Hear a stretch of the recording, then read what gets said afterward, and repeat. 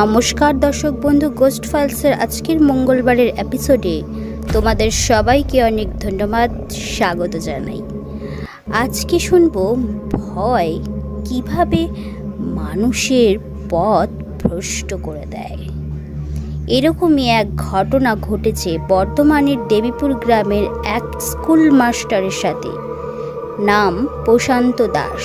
তাকে অনেক ধন্যবাদ জানাই এরম এক মর্মান্তিক ভয়ানক ঘটনা আমাদের চ্যানেলে শেয়ার করার জন্য।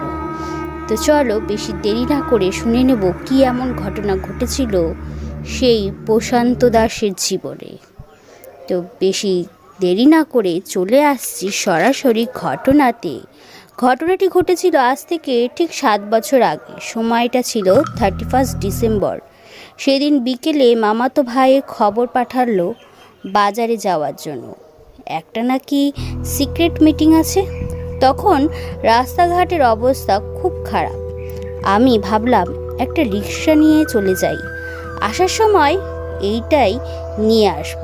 বাড়ি থেকে বাজারে এসে রিক্সা নেব ঠিকই, এমন একজন বলছে চলো আমি তোমাকে বাজারে নামিয়ে দিয়ে যাব, আর আসার সময় দেখবেন কিছু না কিছু পেয়ে যাব।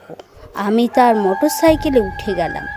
মিটিং চলছে, এইদিকে আমার আবার বাড়ি যাওয়ার চিন্তা। সবাই বলছে আরে চিন্তা কইরেন না, একটা কিছু ঠিক করে দেব।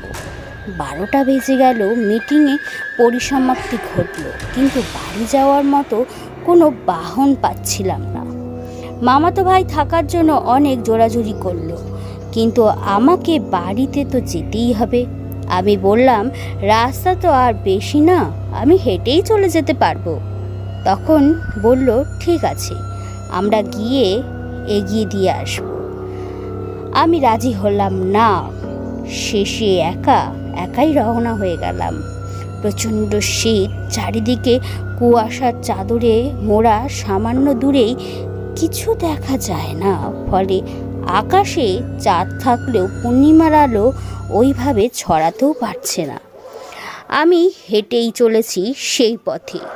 সামনের রাস্তাটা যায় একটু ভয়, আর তাহলে কোনো সমস্যা নাই। আমি বুকে প্রচণ্ড সাহস নিয়ে এগিয়ে চলেছি সেই রাতে। কানের ভেতর টিপ টিপ টিপ টিপ শব্দ বেড়েই চলেছে। আমি যখন জঙ্গলটার কাছে পৌঁছালাম তখন মনে হলো যেন বৃষ্টি শুরু হলো। এমন সময় কেউ সরে যাওয়ার মতন একটা শব্দ হলো। আমি সেদিকে তাকিয়ে দেখি ছোট ছোট গাছের আড়াল থেকে 2 জোড়া চোখ আমার দিকে তাকিয়ে আছে। মনে মনে ভাবলাম নিশ্চয়ই কোনো শিয়াল, কিন্তু মন যে বড় অদ্ভুত। ভয়ে কুঁকড়ে যাচ্ছি।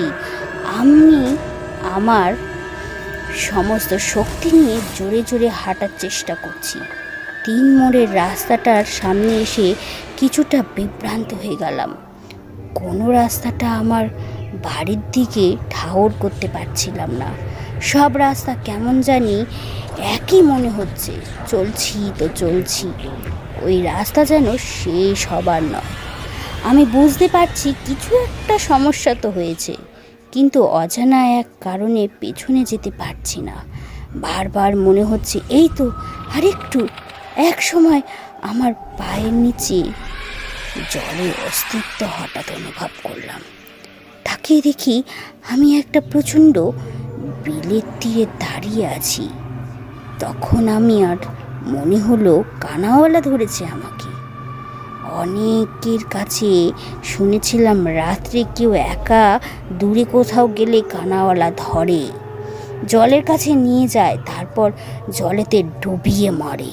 ভয়ে আমার শরীরের সমস্ত লোম দাঁড়িয়ে গেল এক পলকে।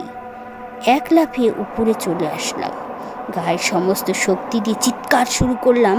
শেষে বিলের উপরে কিছু বাড়ি আছে যেখানে থেকে 4-5 জন দৌড়ে এসে আমাকে উদ্ধার করলো।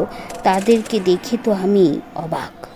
আমি আমার বাড়ি থেকে আর 4 কিলোমিটার দূরে চলে এসেছি। আশ্চর্য! আমার কাছে ঘটনা শুনে তারাও বলল কানাওয়ালা ধরেছিল আপনাকে। তারপর তারা আমাকে বাড়িতে পৌঁছে দিল। তো ফ্রেন্ডস, এই ছিল তার ঘটনা তোমার কেমন লাগলো বা তোমাদের কেমন লাগলো চাইলে কমেন্ট করে জানাও। কোন ধরনের এপিসোড ঘটনা তোমরা শুনতে চাও সেটাও কমেন্ট করে জানাতে পারো।